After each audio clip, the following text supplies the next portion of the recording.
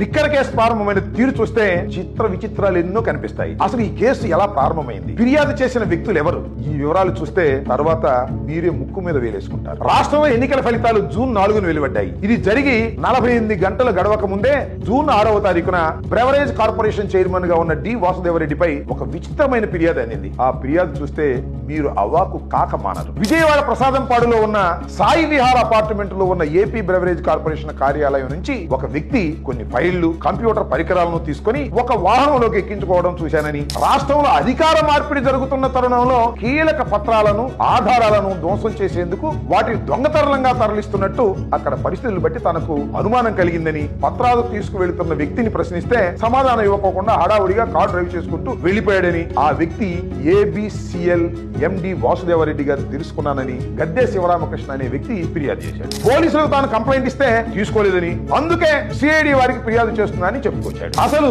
ఈ గద్దె శివకృష్ణ ఎవరు? ఒక కార్పొరేషన్ ఎండి, కేంద్ర సర్వీసులకు చెందిన అధికారి.